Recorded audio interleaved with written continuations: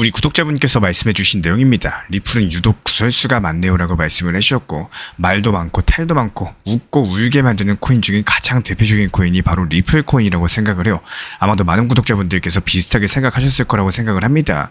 하지만 정말로 중요한 건요, 구설수가 많은 게 나쁜 게 아니죠. 최악은 무관심인 겁니다. 지금도 관심받지 못하고 거래량도 없는 코인들 수두룩 빽빽해요. 리플은 이 중에서 가장 많은 관심을 받고 있는 코인인 거고, 이 내용 자체가 정말 중요하기 때문에 이번 XRP 중요 내용과 함께 설명드려 보도록 하겠습니다. 먼저 최근에 일론 머스크가 신당을 창당한 사실에 대해서는 다들 알고 계실 겁니다. 이름은 아메리카 당이라고 지었는데요. 근데 이게 그냥 정치판에서 흔히 나오는 이벤트일까요? 딱히 관심 없으신 분들도 많이 계실 겁니다.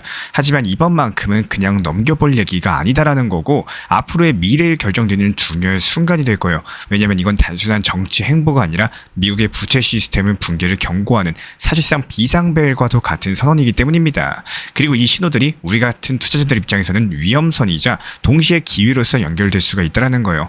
특히나 XRP처럼 기존 금융 시스템을 바꿀 수 있는 구조 안에 있는 자산들한테는 더더욱 그럴 수밖에 없는 거고, 오늘 영상 통해서 도대체가 머스크가 왜 정치에 나섰는지, 미국의 부채 구조가 지금 얼마나 한계에 와 있는지, 만약에 미국의 파산 시나리오까지도 이어진다고 했을 때 이런 혼란들 속에서 왜 XRP가 다시 주목받아야 하는지 하나씩 차근차근 정리 도움 드려보도록 하겠습니다.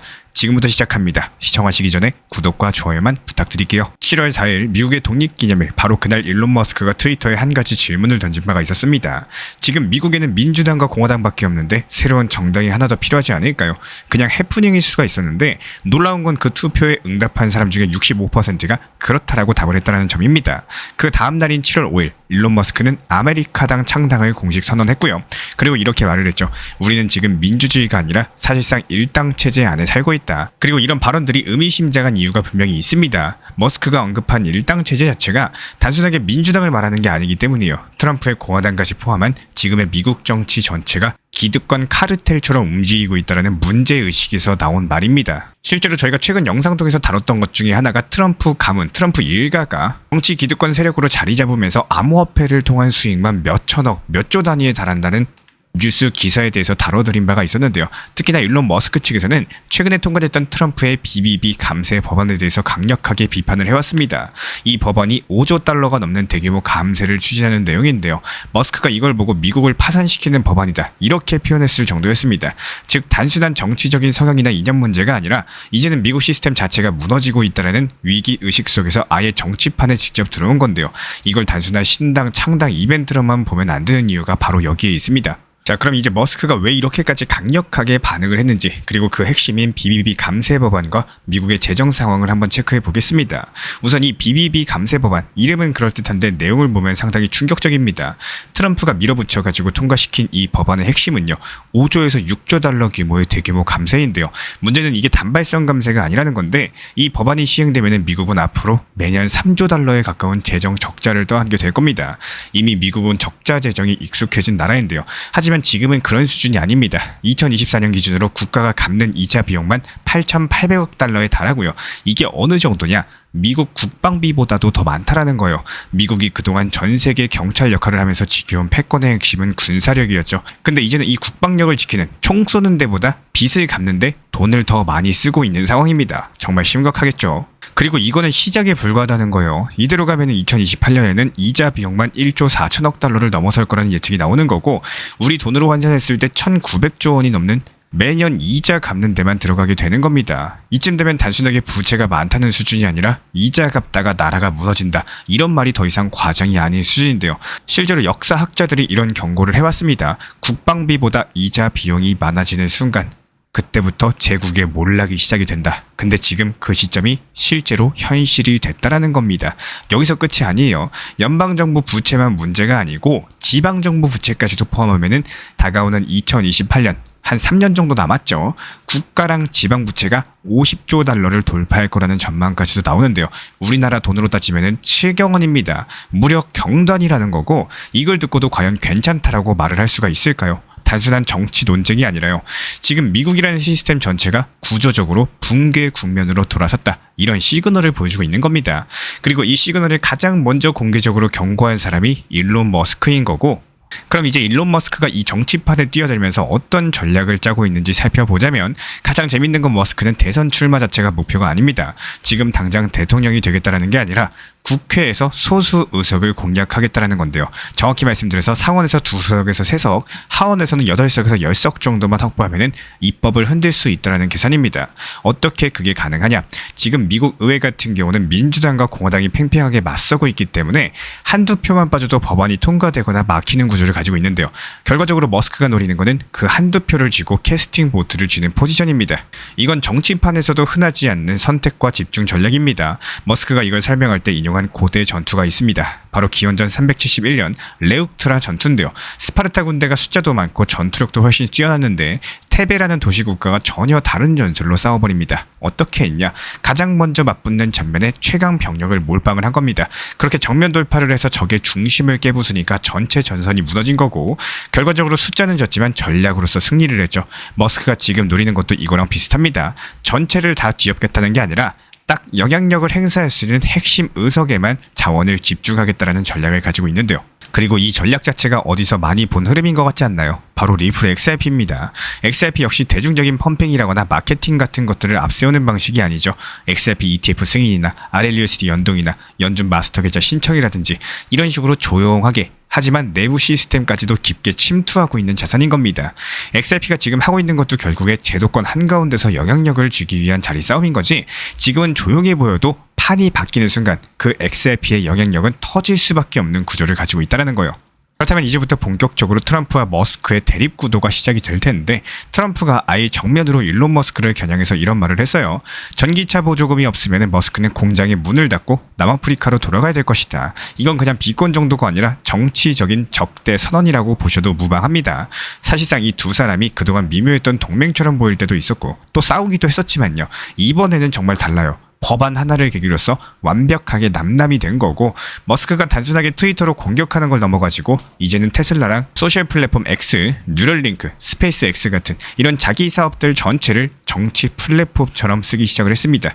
다시 말씀드려서 본인이 가장 잘하는 능력을 바탕으로 마치 미국의 정치도 역시 마찬가지로 기업처럼 운영하고자 하는 전략으로 보여지고 있는데요. 이건 그냥 단순한 정치 참여가 아닙니다. 머스크가 지금 정치까지 테슬라화 시도에 들어갔다는 거고, 예전에는 자동차 혁신, 그 다음은 우주산업, 지금은 뇌와 인공지능, 그리고 이번에는 아예 미국 정치 구도까지도 손을 대겠다는 거죠. 이렇게 되면 앞으로 미국 대선 구도 자체가 흔들릴 가능성도 충분합니다. 그동안 미국 같은 경우는 사실상 공화당 대 민주당이라는 고정된 싸움이 는데 이제는 여기에 일론 머스크라는 제3의 기물이 강력하게 치고 들어온 셈인 거고, 그리고 이게 단순한 신당 하나 만들어가지고 흥하냐 마냐 이런 문제가 아니라요. 정치, 경제, 기술, 여론까지 전 분야에 걸쳐있는 플랫폼 기반 정치 세력화의 시작점일 수가 있다는 거예요. 그럼 이제부터 질문 하나 던져보겠습니다. 미국의 재정 시스템이 진짜로 무너지기 시작하면 과연 어떻게 될까요? 부채는 천정부지로 늘어나고 이자 비용이 국방비를 넘어가고 매년 수천조 원씩 적자가 쌓이면은 결국에 지금 우리가 쓰는 기존 금융 인프라 자체에 대한 신뢰 자체가 흔들리게 됩니다. 그러면 어떤 흐름이 나올까요? 당연히 그 자리를 대신할 수 있는 새로운 시스템, 대체 결제 인프라에 대한 수요 자체가 폭발적으로 늘어나겠죠. 여기에 대한 시나리오 속에서 가장 유력한 후보 코인이 바로 리플 XRP인 거고, 왜냐하면 XRP는 단순하게 가격만 오르내리는 코인이 아니라 이미 스테이블 코인, CBDC, 디지털 채권 같은 자산들을 실시간으로서 결제 송금 정산할 수 있는 백엔드 기술까지도 갖춘 플랫폼이기 때문이에요. 실제로 최근 흐름만 놓고 보면 이런 구조들이 하나 둘씩 현실이 되고 있습니다. 리플이 발행하는 스테이블 코인 RLUSD, 이건 단순한 실험용 토큰이 아니라 기관 결제망에 들어가기 위한 본격적인 수단입니다. 그리고 리플 같은 경우는 연준 마스터 계좌까지도 신청을 했죠. 단순한 라이선스 문제가 아니라 미국 금융 시스템의 핵심 결제망에 직접적으로 연결되는 진입 절차입니다. 게다가 여전히 XRP ETF 승인 기대감이 커요. 이미 관련 보고서들도 제출이 되고 있고 소송 리스크도 거의 마무리가 됐습니다. 온체인 데이터를 보면은 고래 매집과 트랜잭션 숫자도 최근 들어가지고 다시 급증을 하고 있죠. 숫자는 더 이상 거짓말을 하지 않는다라는 거고, 시장이 이렇게 조용할 때 오히려 준비는 더욱더 빠르고 착실하게 진행이 되고 있는 겁니다. 이런 모든 흐름들을 종합해 보면요, XRP는 지금 미국의 부채 위기, 금융 시스템 붕괴 우려 속에서 글로벌 결제 인프라 재편이라는 큰 서사 안에서 이제 시작되는 새로운 판에서 실질적인 역할을 할 수 있는 몇 개 안 되는 자산 중에 하나입니다. 여태까지 가격만 보고 평가받았다면요. 이제부터는 기능과 위치, 구조 안에서 영향력이 더욱더 중요해지는 시장이 열리고 있는 거고, 지금 이 타이밍이야말로 XRP가 단순한 코인이 아니라 달러 시스템이 흔들리는 시점에서 실제 사용 결제 백엔드로 연결될 수 있는 첫 번째 시작점이라는 것들을 인식하셔야 되는 구간입니다. 그렇기 때문에 결과적으로 정리드려 보겠습니다. 일론 머스크의 신당 창당, 이건 단순한 정치인 하나가 등장했다는 의미가 절대 아니에요. 미국이라는 나라의 시스템이 내부에서부터 균열이 나고 있다는 경고인 거고, 그걸 가장 먼저 감지한 한 사람이 이제 직접 판을 흔들기 시작을 했다는 겁니다. 지금처럼 혼란한 시기에는 가격만 보고 따라가는 사람은 결국에 파도에 휘말리게 돼요. 하지만 구조를 먼저 읽은 사람은 그 혼란 속에서 길을 찾고 그 흐름 위에서 먼저 올라타게 되는 겁니다. XRP는 지금까지 수많은 루머랑 소송, 그리고 무관심 속에서도 꾸준하게 제도권 인프라 안으로 진입하기 위한 준비를 해왔던 거고, ETF랑 RLUSD, 마스터 계좌, EVM 연동까지 가격은 잠잠해 보여도 시스템 안에서는 이미 움직이고 있습니다. 이제는 단순하게 언제 오르냐보다도 이 구조 안에서 이 자산이 어떤 역할을 하게 될 것인가 먼저 보는 눈이 필요한 시점인 거고요. XRP는 이런 혼란의 시대 속에서 진짜 결제 인프라, 즉 금융 백업 시스템으로서 기능할 수 있는 몇 개 안 되는 후보 중에 하나입니다. 지금 우리가 투자자로서 읽으셔야 되는 건요, 이번 상승장이냐 아니냐 이런 예측이 아니라 앞으로 어떤 금융지수가 등장을 할 것인지, 그리고 그 구조 안에서 누가 먼저 들어가고 있는지 이런 것들을 보는 시야인 거고, 한탕을 기대하는 타이밍이 아니라요, 새로운 질서가 만들어지는 판에 올라탈 수 있는 기회가 바로 지금 타이밍이라는 겁니다. 요즘 시장 분위기 자체가 조금 이상하다라고 느끼시는 분들 계실 겁니다. 뉴스도 조용하고 거래량도 죽은 것 같고 주변 사람들도 다들 관심이 뚝 끊긴 것 같고요. 그런데 그 와중에 조용하게 비트코인을 쓸어담고 있는 세력들이 있습니다. 누굴까요? 바로 기업들과 고래들입니다. 먼저 첫 번째로 최근에 비트코인을 대량 매수한 기업들이 유난히 많은데요. 일본 상장사 메타플래닛 측에서는 최근에 2,200개가 넘는 비트코인을 추가 매수했고, 총 보유량이 15,555개, 우리 돈으로는 2,000억이 넘는 규모입니다. 지니어스 그룹이라는 인공지능 교육 기업은 2년 만에 1만 개를 사겠다라고 선언을 했고요. 더 웹이라거나 셀러 사이언티픽이라거나 DDC라거나 더 블록체인 그룹까지도 이 모든 기업들이 똑같이 하고 있는 게 있습니다. 바로 비트코인을 자산으로 편입을 하겠다는 건데요. 단순하게 코인 투자해볼까? 뭐 이런 관점이 아니죠. 이제는 현금보다 비트코인을 신뢰하겠다, 이런 전략적인 선택이라는 뜻인 거고, 그리고 두 번째 포인트는 개인 투자자들은 빠지고 고래들은 들어오고 있습니다. 최근에 글로스노드 데이터에 따르면 거래량은 1년 만에 최저 수준으로 떨어졌고요. 사실상 이럴 때는 시장이 죽었다라는 말도 많이 나와요. 근데 고래들의 지갑 보유량은 오히려 급증을 하고 있습니다. 특히나 1000개 비트코인 이상 보유한 지갑 숫자가 눈에 띄게 늘었고요. 반면에 1개 비트코인 이하의 소액 투자자 지갑 숫자는 줄어들고 있습니다. 즉 결과적으로 지금 시장 자체가 조용한 손바뀜 구간이라는 거고, 개인들은 지쳐서 팔고 고래랑 기관은 조용히 사고 있다는 거죠. 그리고 이런 구간들은 항상 바닥 근처에서 반복되는 전형적인 패턴입니다. 세 번째로 이번 주에는 XRP랑 인공지능 관련해서도 주목할 만한 뉴스가 있었는데요. 먼저 XRP, 브라질의 최대 암호화폐 거래소인 메르카도 비트코인이 XRP 리플 레저를 기반으로서 2억 달러 규모의 실물 자산을 토큰하겠다 관련 발표를 남겼습니다. 주식과 채권, 실물 자산을 블록체인으로 옮긴다라는 건데, 이게 왜 중요하냐? XRP가 단순 송금 코인을 넘어서 금융 백엔드 인프라로서 바뀌고 있다는 뜻인 거고, 또 한 가지는 쿼크 AI라는 프로젝트가 이더리움 L2, 리네아랑 손을 잡고 AI 기반의 온체인 거버넌스 연합을 출범을 했습니다. 인공지능이 블록체인 투표랑 의사 결정에 직접 개입하는 구조 실험이 시작이 된 건데요. 이런 흐름들이 단순한 이벤트가 아니라 인공지능 플러스 블록체인 결합의 서막이라고 보셔도 됩니다. 마지막으로 가장 조용하면서도 의미 있는 이슈는 바로 정책과 관련된 내용입니다. 트럼프 대통령 측에서 디지털 자산 실무 그룹이 다가오는 7월 22일 암호화폐 정책 보고서를 발표할 예정인데요. 미국 SEC, CFTC, 재무부, 상무부까지 모두가 참여한 대형 작업인 거고, 여기에는 연준의 마스터 계좌, 납세자 부담 없는 비트코인 비축안이라거나 암호화폐 기업의 은행 서비스 접근 허용 같은 이야기들이 포함될 가능성까지도 제기가 되고 있습니다. 이런 것들이 현실이 되면요, 지금 우리가 보는 시장은 진짜 초입 구간일 수가 있겠습니다. 우리 구독자분께서 말씀해주신 내용에 대해서 저는 이렇게 생각을 합니다. 모든 투자 시장에서 가장 무서운 거는 악재도 하락도 아니라 진짜 무서운 건 무관심입니다. 거래량이 죽어버리면 코인이든 주식이든 부동산이든 그 시장은 숨이 끊기는 거고요. 수요랑 공급의 흐름들, 즉 시장의 사이클이 돌아가야지 기회도 생기는 거고 돈도 움직입니다. 근데 지금 XRP는 어떻습니까? 오르고 내리고 반등하다가 다시 밀리고, 지금 이 패턴 자체가 절대 나쁜 신호가 아니라는 거예요. 오히려 저는 이렇게 봅니다. 지금 누군가는 지쳐서 팔고 있고 반대로 누군가는 이걸 기회라고 보고 담고 있다는 거고, 제가 예전 영상에서도 자주 말씀드렸었지만 과연 고래들은 지금 뭘 하고 있을까요? 팔고 있을까요? 아니면 모으고 있을까요? 사실 고래들은요, 단기 반등이니 조정이니 이런 흐름보다도 그냥 본인들이 정한 타점과 비중대로 조용하게 그리고 차분하게 모아가고 있을 가능성이 큽니다. 마치 10km 마라톤 같아요. 처음부터 전력 질주하면 어떻게 되죠? 금방 지쳐서 못 뛰죠. 포기하거나 오히려 더 늦게 도착할 수밖에 없는 거고, 그렇기 때문에 중요한 거는 페이스 조절입니다. 이런 관점에서 투자도 마찬가지다라고 말씀을 드리는 거예요. 지금 내가 가진 자금을 어떻게 하면 더 낮은 가격으로서 효율적으로 배분할 수가 있을까? 이게 바로 핵심인 거고, 우리 구독자분들이라면 이 말씀이 무슨 뜻인지 충분히 이해하실 거라고 믿습니다.